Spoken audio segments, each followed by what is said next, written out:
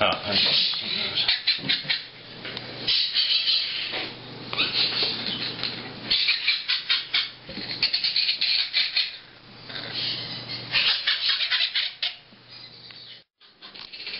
the basic hand feeding kit that we use. We've got our Pyrex jug of warmish water. I like to use a temperature between, say, 105 and 110, which is a good temperature for the birds, so you don't do them any damage in terms of scalding. So 100, 105, 110, that sort of area is fine. And we have ordinary tap water in here, nothing special in the way of refinement of the water. So basic tap water. This happens to be at about 109 degrees, so that's fine for making up the mixture. And then we're going to make up the mixture here with our KT Exact in this case, and we probably need about 5 spoonfuls of that to get the gravy-like consistency. 2, 3, 4, 5. I think we're going to need at least 6 in this case, because these are not very large spoonfuls. If I'm very, very lucky now, that's going to be the right amount to give us a gravy-like consistency for the formula. And it may pull the temperature down a couple of degrees. We're now still at about 107. Now, I've got a bigger Pyrex jug on this occasion, and this is not quite thick enough to have the concentration I need. So I'm going to put 1 or 2 in there extra for luck. 1, 2. And again, we'll mix it up.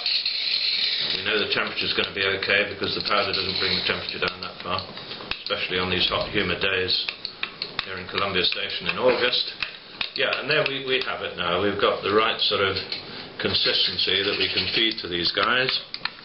It's thick gravy-like consistency, and these guys are going to lap this up. So we've got just an ordinary tablespoon, a little meat thermometer, and they act as dual stirrers for the mixture. So that's the formula that we're going to use. I tend to prefer these plastic pipettes. They're about 3 cc's capacity, and these guys are going to need about 4 to 5 fills, so they'll get at least 12 cc's in the hand feeding process. It's always handy to have a bit of kitchen toweling around to wipe the surplus food off the beaks. I think that one of the worst signs of improper feeding is when you see baby birds with a large amount of encrusted gunk around their lower beaks, which is not good. So I find using small pipettes avoids the problems of spoon feeding and large syringe feeding, when you can get the dried food encrusted around the beak, and I think it's good for health reasons and certainly appearance, in appearance terms.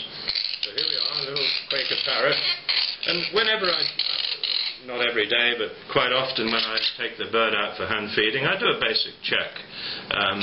How's the feather development coming along? I've got the bird in my right hand and I can feel the meat developing on the breastbone. If one gets a sharp keel bone or breastbone, that's perhaps a sign that the bird is not taking the amount of food he should be getting.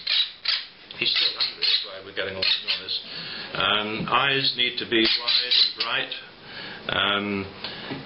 which we can see in close-up there, and the beak needs to be symmetrical, top to bottom, side to side, and I believe we have a good beak set up here in this case. Again, a close-up will tell us.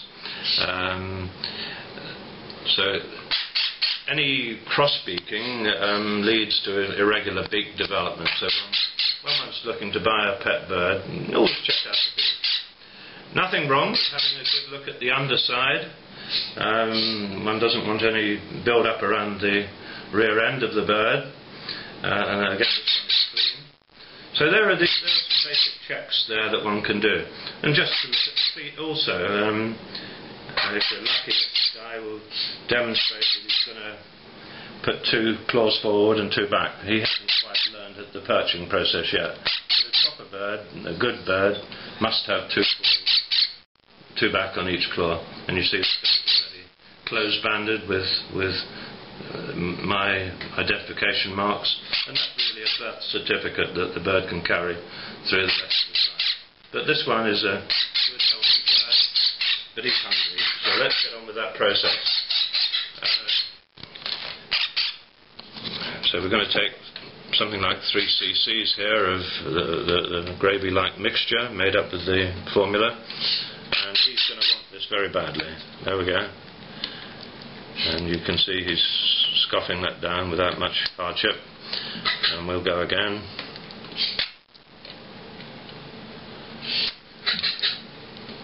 And I'm dropping stuff on the tablecloth. I should have used a napkin. There we go.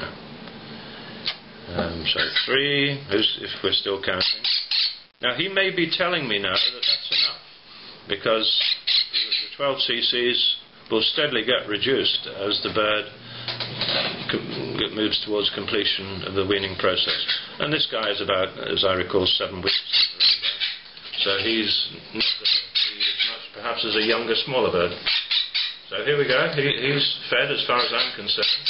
You can feel he has some crop now because of the feeding. And he's okay now until 6 o'clock tomorrow morning.